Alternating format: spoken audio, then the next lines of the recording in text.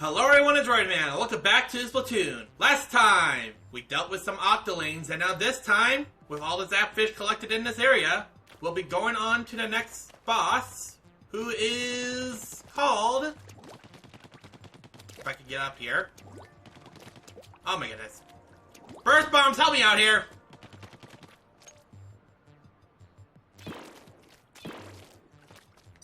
Okay. Basically, shooting his knees. The dreaded Octonozzle. Well, let's see what the Octonozzle has to deal with us.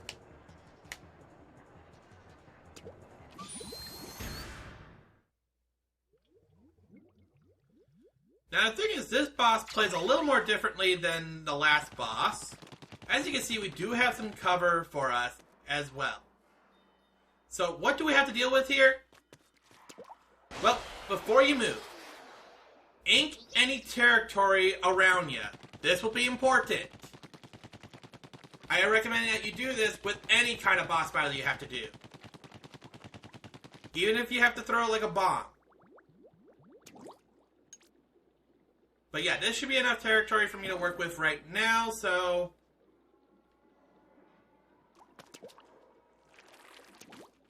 Let's see here. Poor little zapfish gets taken by a tentacle.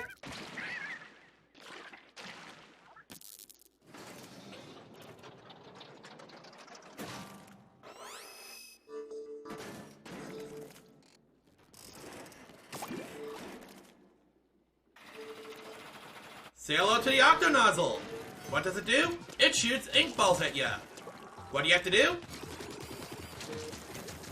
Shoot its belly button. And once you do that, you can actually then swim up to its head and shoot the tentacle on its head.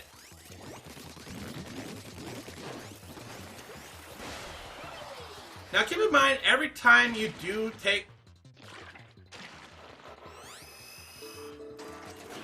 Yeah, it gets an extra belly button. And any ink you had is now gone. What I recommend is that you take cover on one of these things and wait for a good spot to take out that belly button. The thing is, that belly button is not going to be there all the time.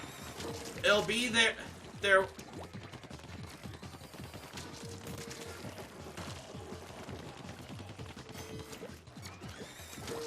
Once you get the first belly button taken care of, find some cover. And then pause as I'm trying to figure out what the heck just happened with my Wii U. Okay. Test. Okay. Don't know what just happened there, but... Okay, now we're back. Don't know what really happened there. Hopefully that was just a little connection issue with my Wii U there. But as you can see, the next belly button is right there. If you can find out a way to just take out another belly button,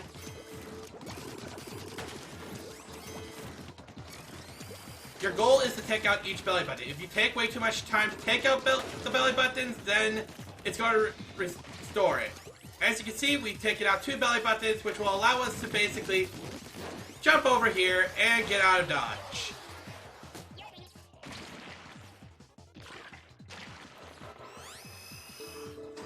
Now, as you can see, it has 3 belly buttons. Now, with this, it becomes a little more difficult to deal with because now you have to deal with multiple belly buttons. What I recommend that you do here is basically start forming a circle until you get a complete circle. Oh, okay, yeah. It's important that you get a circle in, but it's also important that you stay alive.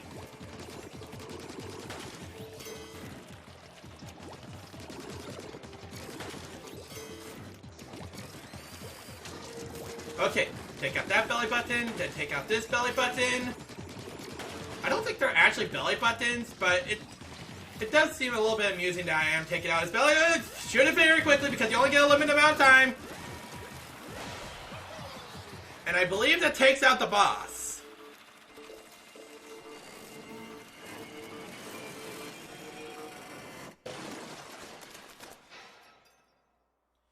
And with that, where's my second scroll? There's our second scroll. Let's collect the eggs.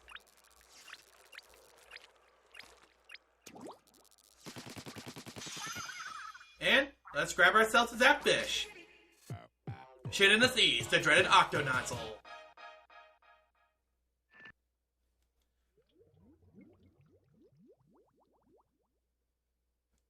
Scritchy scratch. What's that sound? Cuttlefish. Blasted radio. Must be broken. You're doing great, Agent 3. Don't let up.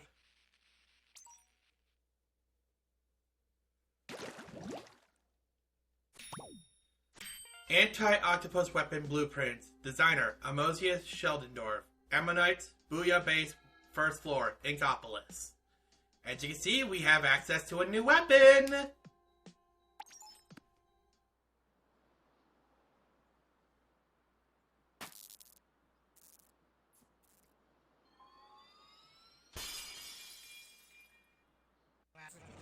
Well, let's see where this now leads to. As you can see, it's just a straight shot there, so this is our next area. As you can see, it's a lot more expansive. More like a playground, to be exact. But before we even do that, I'm going to meet you back at Sheldon to see what weapon we have unlocked. Okay, so, back at Sheldon's Ammonites.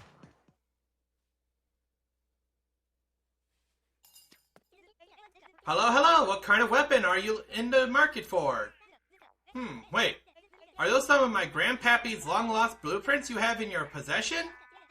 Where did you find them? Let me see those quickly. With these blueprints and my slightly above average intellect, I'll be able to expand my product line. Woo! Weapon creation successful. If only Grandpappy were here to see his work come to life. But I still have to pay the rent here, so you understand. As you know, I can't let anyone handle my wares without the proper level, and of course, payment of... Let's see, at your current level, you can buy the Kelp Splat Charger. I created the Kelp Splat Charger based on my Grandpappy's blueprints. Cool seaweed design, right? Although I'm honest, it's exactly the same as the Splat Charger in stats.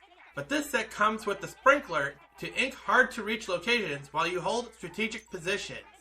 And the killer whale will blow all of your opponents away. Use a whale to turn the tide of battle.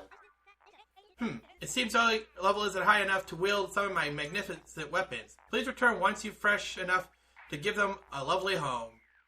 Yeah, we can't use all of those weapons, but the Splat Charger is actually a form of a different weapon. As you can see, we can easily go into the test room. And unlike our normal our hero shot and such, this is more of a sniper weapon. Charge it up, and basically snipes targets from a distance.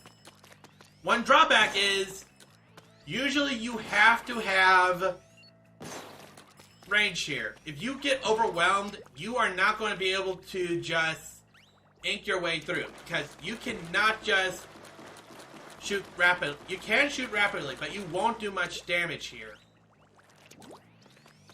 Point in case, if I go up here, you can shoot in a long distance and such. But if you're dealing with someone who has heavy armor and they get up to you very closely, you better make sure you have good range. Otherwise, you're not going to be good. Usually, I only use the ink charger just on maps that I could easily get easy shots on. Or, depending on how well my team is doing, I'll actually switch to this, because your team can also make or break you on this. Because if your team doesn't help you support your position, you are not going to have a lovely time here. But otherwise, with the ink nozzler now down and with the Splat Charger now in our possession, next time on Splatoon, I'm going to be trying to show off another game mode in the multiplayer.